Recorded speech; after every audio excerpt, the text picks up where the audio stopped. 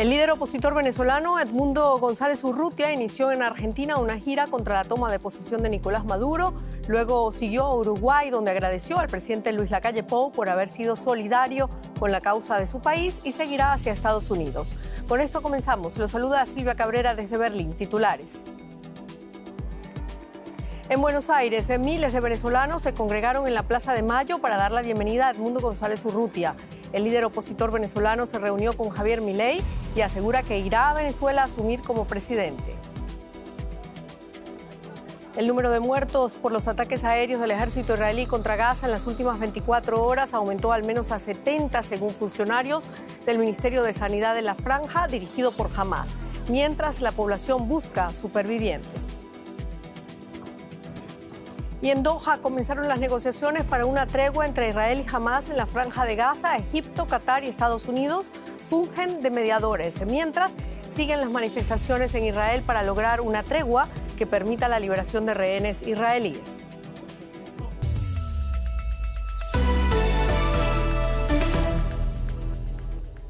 Bienvenidos. A menos de una semana del inicio de un nuevo periodo de gobierno en Venezuela, el líder opositor Edmundo González Urrutia inició este sábado en Buenos Aires una gira latinoamericana que supuestamente lo debe llevar de regreso a Caracas. González Urrutia se reunió con el presidente argentino Javier Milei y saludó después a miles de venezolanos desde el balcón de la Casa Rosada, tras enviar un mensaje de solidaridad a los presos políticos de su país. El opositor continuó su viaje hoy mismo en Uruguay, donde agradeció al presidente Luis Lacalle Pou por haber sido solidario con la causa de su país. González Urrutia visitará también Panamá, República Dominicana y Estados Unidos y terminará su gira en Caracas, donde intentará asumir la presidencia. El opositor reivindica la victoria en las pasadas presidenciales de Venezuela. En septiembre, González Urrutia decidió buscar refugio político en España tras ser acusado por la Fiscalía Chavista de conspiración y asociación para delinquir, pero asegura que regresará. Escuchemos. Hoy más que nunca me siento más geográfica y emocionalmente más cerca de cumplir el mandato que nos dieron los venezolanos en las elecciones el pasado mes de julio. También tenemos previsto una conversación con el presidente Biden y esperamos definiciones con respecto a las nuevas autoridades. Hablamos ahora de esto con Sebastián Lacunza en Buenos Aires. Sebastián, ¿qué sabemos de ese encuentro entre Milei y González Urrutia? ¿Se habló solo del tema electoral venezolano o también de la detención en Venezuela del gendarme argentino Nahuel Galo? Buenas tardes. El presidente Javier Milei expresó la misma solidaridad con González Urrutia que había sido transmitida luego de las elecciones. De inmediato, en aquel entonces, la Argentina reconoció a González Urrutia como el presidente electo de Venezuela y dijo hoy que no va a ser cómplice del gobierno de Nicolás Maduro y que es un deber de la Argentina fomentar lo que llama Milei la libertad de Venezuela. Por supuesto, como bien decís, la situación del gendarme Nahuel Galo es un elemento de primer orden de la política exterior argentina. Se trata de un efectivo de una fuerza policial argentina que fue arrestado el 8 de diciembre en territorio venezolano luego de haber ingresado a ese país a través de la frontera con Colombia. La situación del ingreso despierta algunas dudas, es confusa, pero de todas maneras el gobierno de Venezuela no ha expresado ningún cargo formal, ninguna prueba concreta que indique que este gendarme estaba realizando tareas de espionaje, y la Argentina ha recibido el respaldo de la Comisión Interamericana de Derechos Humanos en cuanto a que esa detención es ilegal. Bueno, González Urrutia ha dicho en las últimas semanas que estará en Venezuela para asumir la presidencia el 10 de enero. ¿Ha dado a conocer algo más de sus planes concretos allá en Buenos Aires? Por obvias razones no voy a dar detalles. Esa fue la respuesta que dio el candidato opositor venezolano al que Argentina reconoce como presidente electo. Dijo que va a ingresar, efectivamente, va a hacer el periplo que vos detallaste hace instantes, no viajará a Chile, es una ausencia significativa. También el silencio de Lula da Silva es un elemento de mucho peso. Por ahora está transitando los países que han mostrado mayor alineamiento histórico incluso. Recordemos, no solamente fue recibido por Milei, hoy presidente, quien se define como presidente electo venezolano, sino también fue saludado por el expresidente Mauricio Macri, un viejo aliado de la oposición venezolana. Muchísimas gracias, Sebastián Lacunza, desde Buenos Aires. Gracias a ustedes. Y seguimos con otros temas. El ejército israelí ha intensificado sus incursiones en Gaza desde el jueves, así lo aseguraron hoy fuentes palestinas. Las tropas israelíes han hecho estallar edificios residenciales del campamento de Jabalia en el asediado norte de la franja. El número de muertos por los ataques israelíes en las últimas 24 horas ha aumentado al menos a 70, según funcionarios del Ministerio de Sanidad de la Franja de Gaza dirigido por Hamás. Humo y escombros tras un ataque aéreo israelí en la ciudad de Gaza. Más de una docena de personas dormían en esta casa cuando cayó la bomba. Un vecino cuenta lo que pasó. Cerca de las 2 de la mañana nos despertó el estruendo de una explosión y nos encontramos con la sorpresa de que había caído en la casa de nuestros vecinos, la familia Al-Gula. Había mucha gente dentro, unas 14 o 15 personas vivían ahí, la mayoría mujeres y niños, todos civiles. Nadie disparaba misiles o era parte de la resistencia. Eran nuestros vecinos y los conocíamos bien. Los cuerpos de los fallecidos son llevados al hospital local. Mientras amigos y vecinos les preparan para su último adiós, se unen con los dolientes de toda Gaza, como aquí en Han Yunis, donde el sábado se celebraron los funerales de las últimas víctimas de la guerra entre Hamás e Israel. Mientras los allegados rezan por sus muertos, algunos lanzan un mensaje de paz. No queremos más guerra, solo queremos paz. ¿Por qué no podemos vivir como el resto de la gente en el mundo, como los europeos o los árabes? Juro que queremos paz, somos civiles.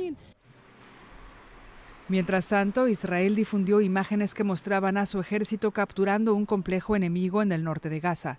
Israel ha prometido continuar la ofensiva terrestre hasta destruir a Hamás. Pero los militantes se reagrupan una y otra vez en las zonas donde se retiran las fuerzas israelíes.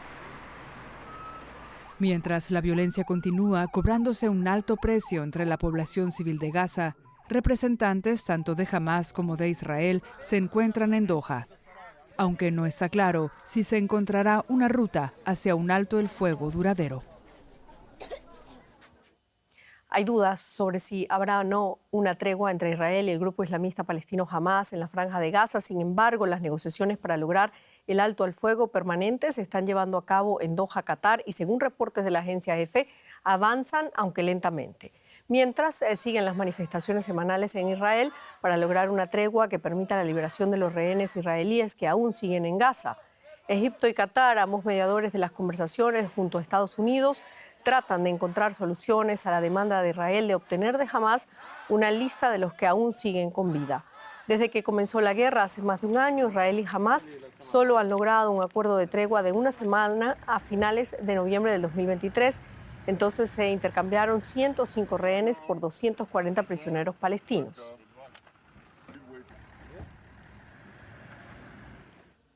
Analizamos el tema ahora con el periodista Francisco Carrión, experto en Medio Oriente. Francisco, ¿qué se busca con estas negociaciones y cuáles son los principales obstáculos que impiden que ambas partes lleguen a un acuerdo? Bueno, el objetivo es claro, de tener una guerra que cumple 15 meses con un enorme coste de vidas humanas. Más de 45.000 gazatíes han muerto en los continuos bombardeos israelíes sobre la franja y otros 10.000, 11.000 permanecen desaparecidos, probablemente sepultados bajo las montañas de escombros a las que ha sido reducida la Franja de Gaza. La situación humanitaria es dramática. La mayoría de los hospitales han dejado de estar operativos y los informes que llegan de fuentes médicas y de la ONU confirman la muerte por frío y hambre de menores de edad. Desde finales de noviembre de 2023, lo recordabais ahora, no se ha producido una tregua y durante el último año todos los esfuerzos de mediación han resultado fallidos. Recordemos que el pasado noviembre Qatar suspendió su mediación alegando la falta de voluntad desde ambas partes, tanto Israel como Hamás. En diciembre retomó ese papel en lo que se leyó como una señal de esperanza que, sin embargo, no ha fructificado. Acabo de hablar con fuentes conocedoras del curso de las negociaciones en Doha y el tono es de máxima cautela. No se han producido avances y los obstáculos siguen siendo los mismos desde hace meses. Hamás reclama el fin definitivo de la guerra, la retirada total de las tropas israelíes y el regreso a casa de todos los desplazados. Netanyahu, por su parte, no quiere renunciar a su presencia militar en la franja y sigue apostando por una tregua temporal.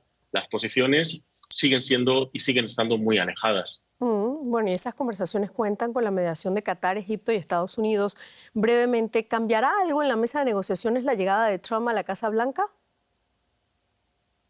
La llegada de Trump, como dices, a la Casa Blanca es uno de los factores que podrían empujar a las partes hacia un acuerdo de alto el fuego. Hablé hace unas semanas con un dirigente de Hamás y reconocía que hasta el 20 de enero se abría una ventana de oportunidad para sellar un acuerdo. Las declaraciones públicas de Trump y ese ultimátum para que se acabe la guerra podrían ejercer la presión sobre Netanyahu que Biden no supo o no quiso durante estos 15 meses. Otro de los elementos clave es la presión popular en Israel. Hamás ha difundido este sábado un vídeo de una de las rehenes que permanecen en Gaza, una prueba de vida que los familiares de los secuestrados han usado esta noche para tomar en masa las calles de Israel exigiendo un alto el fuego inmediato. La cifra de rehenes con vida es una de las incógnitas en estos momentos y la duda sigue siendo, en cualquier caso, si sobre Netanyahu se ejercen las presiones y los incentivos necesarios para poner fin a la incursión militar. Y los mensajes son contradictorios. Hemos conocido este sábado que la administración Biden ha informado al Congreso estadounidense de un proyecto de venta de armas a Israel por valor de $8.000 millones, un apoyo que sigue alejando para familiares de los secuestrados y también para la población gazatí el final de la guerra. Muchísimas gracias, Francisco Carrión. Saludos. Y seguimos ahora en Siria. El aeropuerto de Damasco, la capital, reanudará los vuelos internacionales el próximo 7 de enero.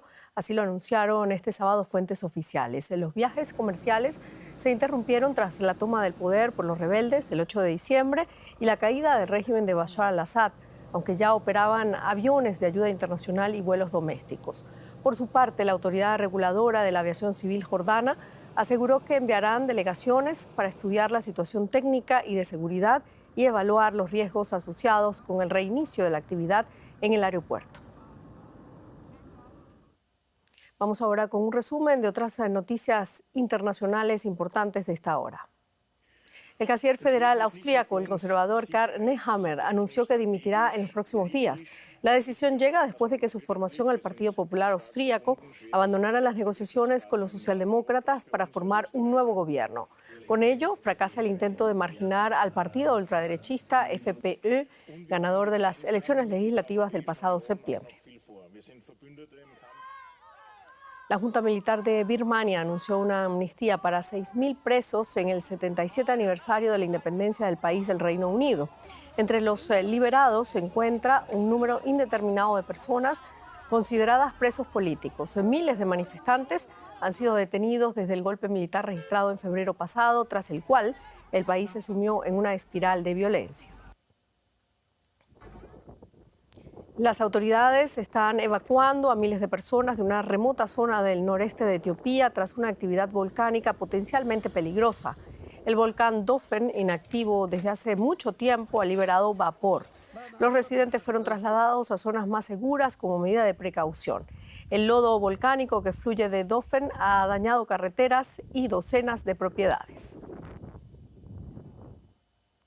Y en Washington, Joe Biden otorgó este sábado la Medalla Presidencial de la Libertad a 19 homenajeados. Se trata del mayor honor civil que Estados Unidos concede a personalidades destacadas por su liderazgo y contribuciones a nivel mundial. Entre la lista de laureados se encuentran el activista por causas como la lucha contra el SIDA y la pobreza y músico irlandés Bono, y el chef español y fundador de la ONG World Central Kitchen, que proporciona alimentos a comunidades impactadas por desastres naturales y conflictos. En la lista de galardonados también estaba el astro argentino Lionel Messi por su apoyo a programas de salud y educación. Sin embargo, el futbolista no estuvo presente en la ceremonia. Con esto terminamos. Muchísimas gracias por habernos acompañado. Hasta luego.